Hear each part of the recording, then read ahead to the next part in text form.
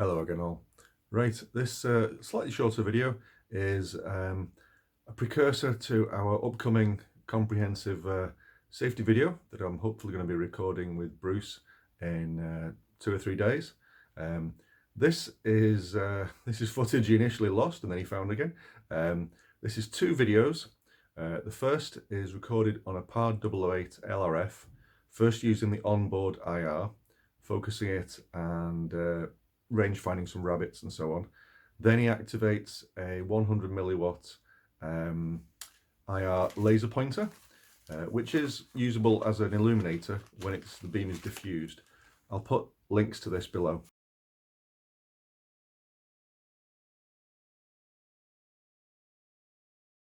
This is from the night vision store. So there's various notes from Bruce that I've annotated on the video itself as you go along. So keep an eye on the screen, and the comments on screen will explain what's going on.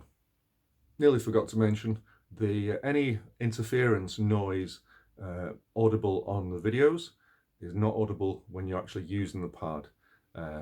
Especially the PARDs can be prone to a little bit of interference noise when you're using the laser rangefinder, the LRF facility, and particularly when the battery is getting low. When you get down to sort of 2 bars or especially 1 bar, then you can get some interference. So well, it makes sense.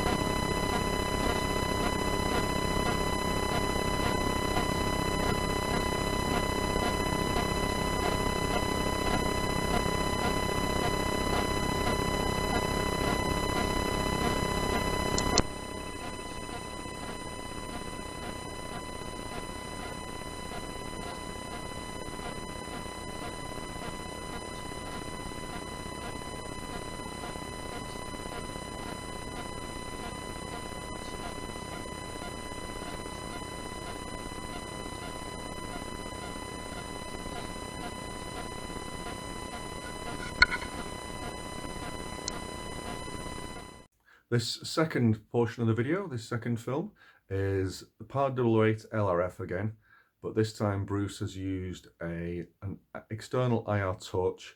It's a Sirius XTL from by IR light builds rather, and I'll put a link to it again. It's from Blackwood Outdoors, and this is a more powerful IR torch, but it's a more diffused beam because it's a much larger diameter lens. Bruce will explain all that when I record our conversation in a couple of days, so there's a very comprehensive IR safety video coming up on my channel in a couple of days, with me kind of interviewing Bruce and picking his brains. One other thing to note is the first half of the video, the PARD008LRF's onboard IR is on level 3 and focused, but it will disappear in times because, and this is apparently quite a big problem with digital night vision, the onboard IR is completely blinded by the more powerful IR Illuminator, the add-on one. So at times the background, you'll have the focused beam in the center and the background will go black, despite the fact that we know it's getting illuminated by the onboard IR. So one of them, the contrast, one of them becomes invisible. Regarding this slight drawback of additional IR, if it's too bright in the foreground, especially low down like grass in front of you and bushes in front of you, for example, if it's too bright, then the digital night vision can overcompensate, and the background in the distance where you actually want to be aiming can be black.